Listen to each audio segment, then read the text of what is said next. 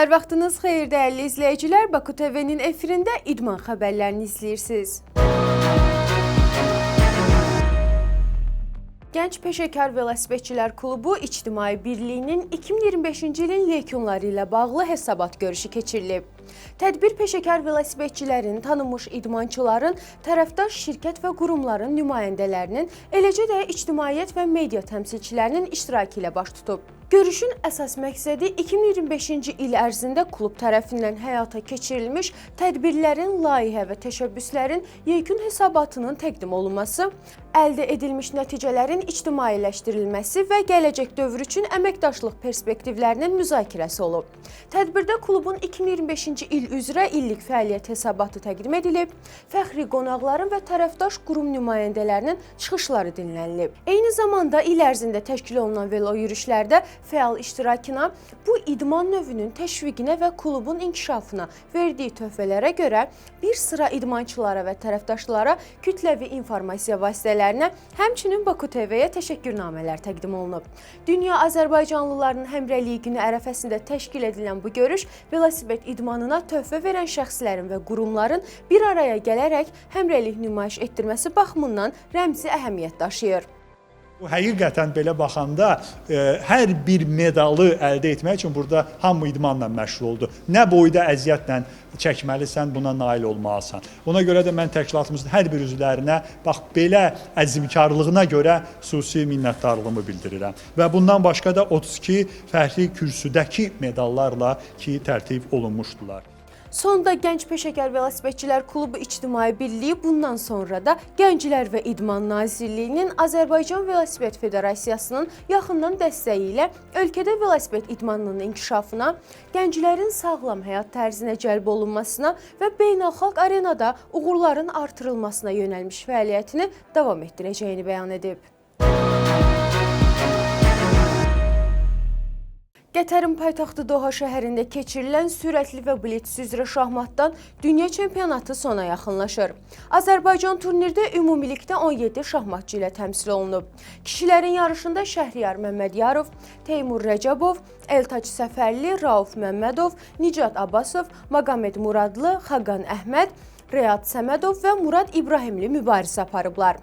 Blitz yarışında 19 turdan sonra Azərbaycan şahmatçıları arasında ən yaxşı nəticəni 12,5 xalla Teymur Rəcəbov göstərib və 12-ci yeri tutub. Qadınların turnirində isə Günay Məmmədzadə, Ülviyə Fətəliyeva, Gülnar Məmmədova, Gövhər Beydullayeva, Xanım Balacayeva, Zeynəb Məmmədiyarov, Türkan Məmmədiyarov və Mələk İsmail çıxış ediblər. 15 turdan sonra Gülnar Məmmədova və Günay Məmmədzadə hər biri 9 xal toplayaraq ən yaxşı nəticəyə imza atıblar. Məmmədova 30-cu, Məmmədzadə isə 36-cı yeri tutub. Qeyd edək ki, blitz yarışı dünya çempionatının 5-ci günündə başa çatır.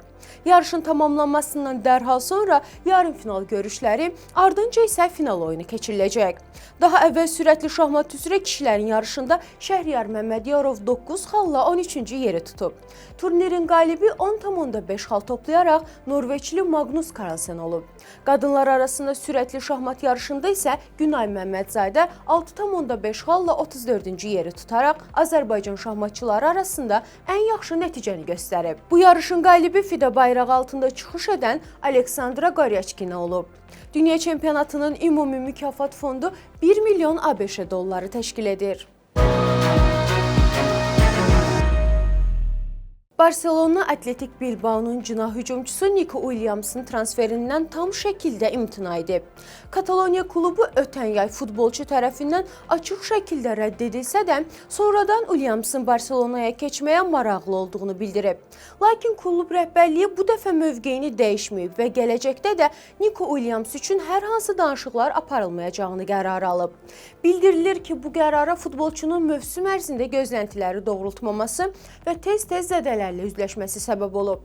Qeyd edək ki, 23 yaşlı futbolçu cari mövsümdə cəmi 3 qol vurub.